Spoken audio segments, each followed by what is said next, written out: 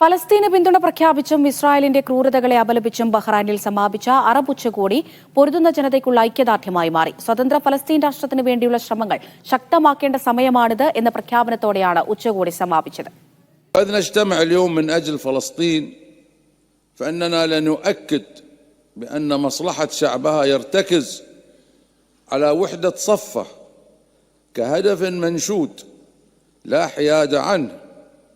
وستظل منظمة التحرير الفلسطينية الممثل الشرعي لهذه الوحدة. ഫലസ്തീൻ ജനതയ്ക്ക് പൂർണ്ണ സ്വാതന്ത്ര്യത്തോടെയും സുരക്ഷയോടെയും സ്വന്തം നാട്ടിൽ ജീവിക്കാൻ അവകാശമുണ്ടെന്ന ഉറച്ച പ്രഖ്യാപനമാണ് അറബ് ഉച്ചകോടിയിലുണ്ടായത്.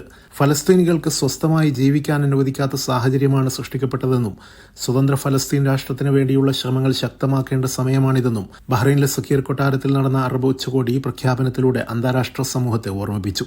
റിഫയിലെ ഇസ്രായേൽ അതിക്രമത്തെയും അറബ് രാഷ്ട്രത്തലവന്മാർ ശക്തമായി അപലപിച്ചു. പ്രയാസമനുഭവിക്കുന്ന മനുഷ്യർക്ക് സഹായമെത്തിക്കുന്നതിന് പോലും തടസ്സം സൃഷ്ടിക്കുന്ന ഇസ്രായേലിന്റെ നടപടി തീർത്തും അപലപനീയമാണ്. യുഎന്നിന്റെ സഹകരണത്തോടെ ദുരിതമനുഭവിക്കുന്ന ഫലസ്തീനികൾക്ക് സഹായമെത്തിക്കാനുള്ള ശ്രമങ്ങൾക്ക് ആക്കം കൂട്ടണമെന്നും ഗസയിലെ ഇസ്രായേലിന്റെ ക്രൂരത അവസാനിപ്പിക്കാൻ വേണ്ടിയുള്ള ശ്രമങ്ങൾ തുടരുന്നതിനും അറബ് രാഷ്ട്ര തലവന്മാരുടെ ഒത്തുചേരലിൽ തീരുമാനമുണ്ടായി. അടിയന്തര വെടിനിർത്തലിനായി ആവശ്യപ്പെട്ട ഉച്ചകോടി ഗസയിൽ നിന്നും മുഴുവൻ ഇസ്രായേൽ സേനയും ഒഴിഞ്ഞു പോകണമെന്നും ആവശ്യപ്പെട്ടു.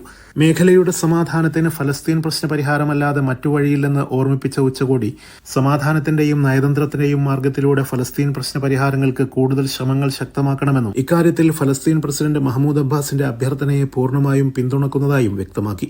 ഫലസ്തീൻ ജനതയ്ക്ക് അംഗീകാരവും ആദരവും സ്വതന്ത്രമായി ജീവിക്കുവാനുള്ള അവകാശവും വകവെച്ചു കൊടുക്കാൻ സന്നദ്ധമാകണമെന്നും അറബ് രാഷ്ട്ര തലവന്മാർ ഓർമ്മിപ്പിച്ചു. Media 1 Bahrain.